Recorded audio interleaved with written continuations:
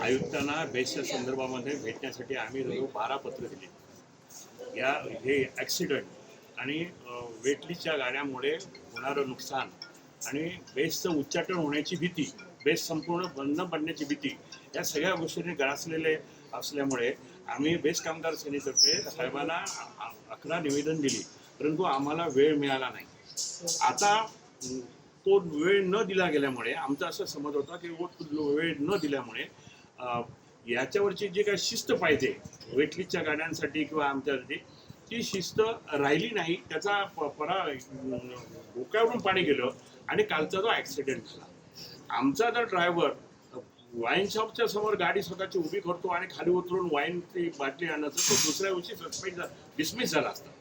आमच्याकडे प्रचंड कायदे आहेत आणि या कायद्यातनं 20-25 वर्ष आमचे कामगार शिस्तप्रिय याने हे सेवा देतात आणि म्हणून बेस्टला ही मागची 50 वर्ष ही सेवा मिळते। आम्ही त्यांच्याकडे हेच मांडलं की जे आता 1300 गाड्या, आत्ता विधान परिषदेमध्ये मुख्यमंत्र्यांनी निवेदन केलं की 1300 गाड्या आम्ही मागवलेल्या आहेत ऑलरेडी आणि त्या आणण्याचा प्रयत्न करू। तेव्हा आम्ही त्यांना सांगितलं की हे 1300 गाड्या तुम्ही वेटलिस्टच्या मालकांना देऊ नका।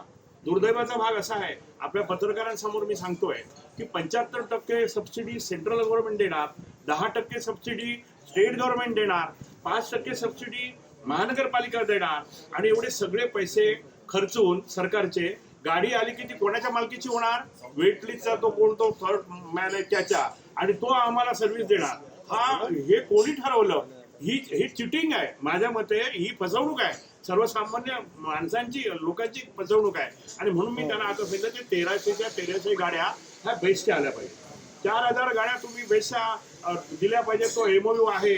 आजच्या बैठकीत आम्ही त्यांच्याकडे मागणी केली, त्यांनी अत्यंत हुशारपणे याची जबाबदारी घेताना, महानगरपालिकेची मोठी जबाबदारी नाहीये, जे काय द्यायचं ते आम्ही देऊ आणि ह्या बेसला मदत करू, परंतु संपूर्ण सगळी जबाबदारी आम्ही घेऊ शकणार नाही, अशा तऱ्हेचं निवेदन त्यांनी केलं आणि तुम्ही ती घेतलीच पाहिजे हे सांगून निक्षून सांगून त्यांना पुढे आलोय।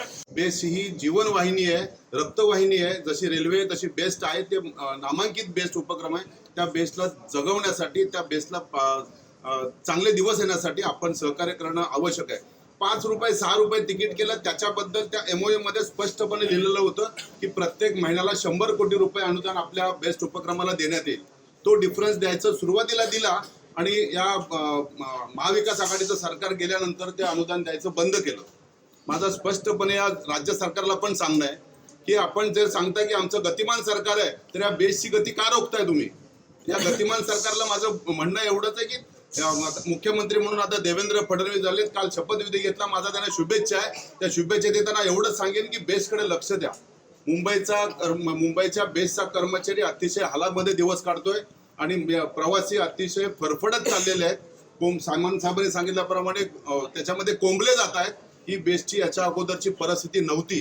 राज्य सरकारने ह्याच्यामध्ये लक्ष घालावं आणि आयुक्तांना आदेश द्यावेत अशी मी त्यांना विनंती करेन, कारण जर का राज्य सरकारने याच्यामध्ये लक्ष नाही घातलं तर आयुक्तांच्या आजच्या बोलण्यावरून असं वाटतंय की आयुक्त बेस्टला मदत करण्याला त्यांची मानसिकता नाही, आणि हे जर का असंच चालत राहिलं तर एक दिवस बेस्टला टाळं लावावं लागेल अशी परिस्थिती करेल आणि त्याला जबाबदार हे राज्य सरकार आणि महानगरपालिका आयुक्त असतील, असं माझं स्पष्ट मत।